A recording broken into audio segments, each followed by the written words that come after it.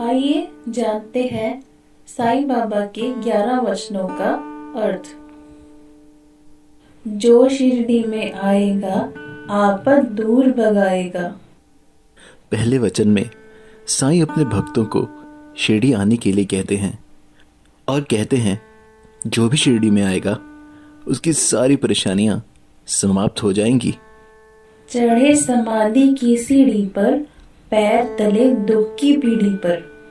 साईं के दूसरे वचन के अनुसार उनकी समाधि की सीढ़ी पर पैर रखते ही या फिर उनकी समाधि के दर्शन से साईं भक्तों के दुख दूर हो जाएंगे। इसके लिए साईं के प्रति श्रद्धा और सबूरी का होना जरूरी है। त्याग शरीर चला जाऊंगा, भक्त हेतु दौड़ा आऊंगा। तीसरे वचन में साईं कहते हैं भले ही मैंने शरीर त्याग दिया हो, पर अपने भक्तों की श्रद्धा भरी पुकार सुनकर मैं उनकी सहायता के लिए दौड़ा आऊंगा। मन में रखना दृढ़ विश्वास, करे समाधि पूरी आस।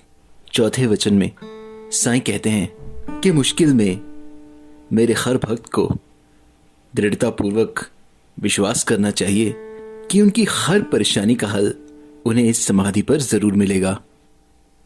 मुझे सदा जीवित ही जानो, अनुभव करो सत्य पहचानो। पांचवें वचन में साईं कहते हैं कि मेरा अस्तित्व सिर्फ शरीर तक ही सीमित नहीं है, बल्कि मैं हमेशा परमात्मा के अंश की तरह सदैव जीवित रहूंगा।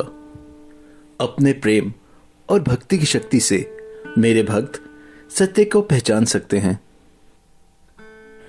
मेरी शरण आ खाली जाए, हो तो कोई मुझे बताए। छठवें वचन में साईं कहते हैं कि जो भी पूरी श्रद्धा के साथ मेरे पास आता है उसकी हर इच्छा मैं पूरी करता हूं। साईं अपने भक्तों से पूछते हैं कि मेरे दर पर आकर अगर कोई खाली हाथ गया है, ऐसा अगर कोई हो तो मुझसे कहो। जैसा भाव रहा जिस जन का, वैसा रूप हुआ मेरे मन का। सातवें वचन में साईं भाव का महत्व समझाते हुए कहते हैं कि जो मुझे जिस भाव से देखेगा मैं उसे वैसा ही नजर आऊंगा।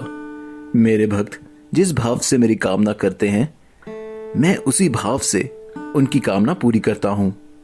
भार तुम्हारा मुझ पर होगा, वचन न मेरा झूठा होगा।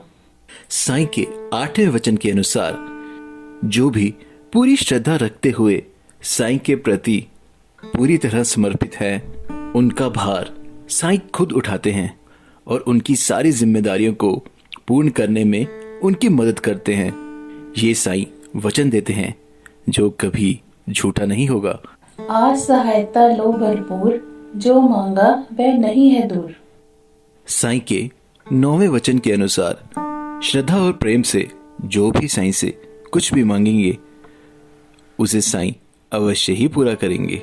मुझ में लीन वचन मन काया, उसका ऋण ना कभी चुकाया। साईं के 10वें वचन के अनुसार जो भक्त तन मन और वचन से मुझ में लीन होता है उसका मैं सदैव ही ऋणी रहूंगा और उसकी हर इच्छा व जिम्मेदारी मेरे लिए ऋण समान है। धन्य धन्य वह भक्त अनन्य, मेरी शरण तज जिसे न अन्य। साईं के 11वें वचन के अनुसार वो भक्त धन्य हैं जो अनन्य भाव से साईं भक्ति में लीन हैं। वो सदैव ही साईं को प्रिय हैं, अर्थात जो भक्त अनन्य भाव से ईश्वर में लीन होते हैं उन पर भगवान की कृपा होती है।